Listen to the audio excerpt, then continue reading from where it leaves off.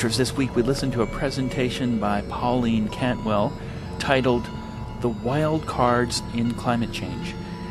Cantwell focused on climate change issues not being discussed in the mainstream media, including the history of manipulation of weather and climate, the economic and social impacts of weather modification, weather as a weapon, and the dangers of climate mitigation. It was a heavy spray day, and we were glad to see fellow Skywatchers in the room. It was really a fantastic presentation. Listen to the whole thing.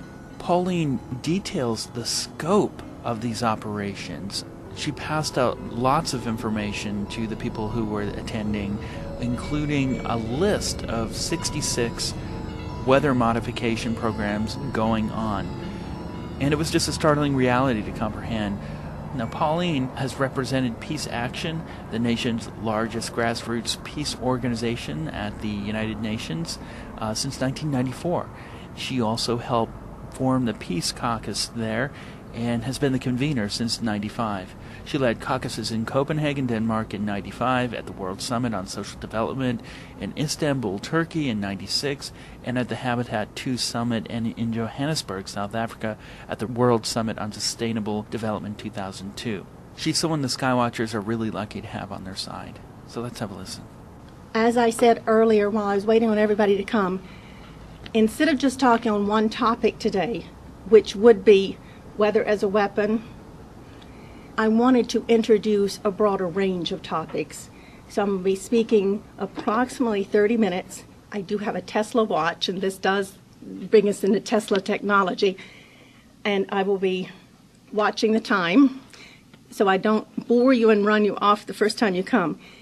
I'll be talking first on the history of the manipulation of weather and climate, and second, weather as a weapon, and third, the economic and social implications of weather modification and the dangers of climate mitigation, particularly the cloud cover and dumping iron filings in the ocean.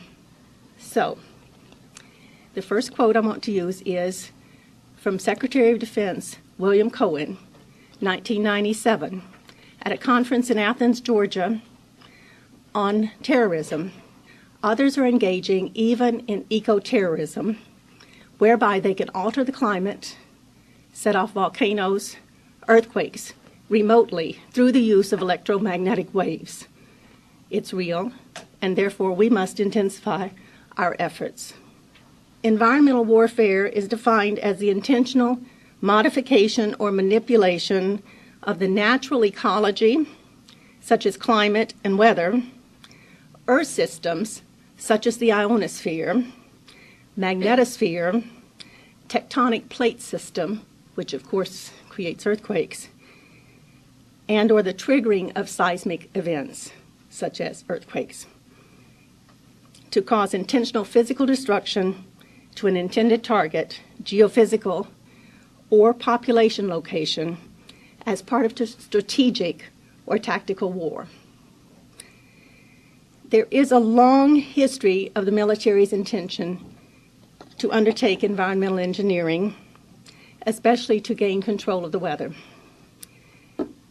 One of the first was Project SEAL, a top secret experiments conducted off New Zealand coast to perfect a tidal wave bomb, nicknamed a tsunami bomb, 1944 and 1945, the same time the nuclear weapons were being developed.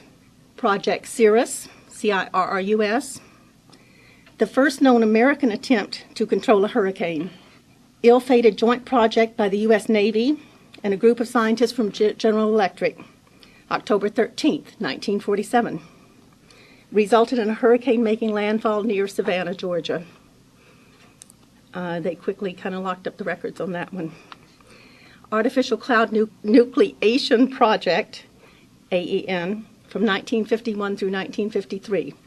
The U.S. Navy and Air Force conducted numerous and systemic cloud seeding experiments in southwestern Washington. Project Skyfire. In 1960 and 61, the U.S. Army pursued lightning suppression through experiments where millions of tiny needles were released to seed clouds.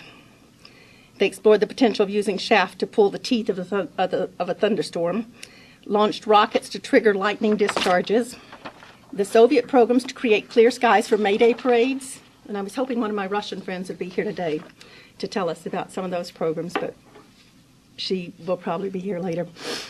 Project Woodpecker. Have any of you heard of this? Yes. Okay. I just heard the name though. This is a Soviet system.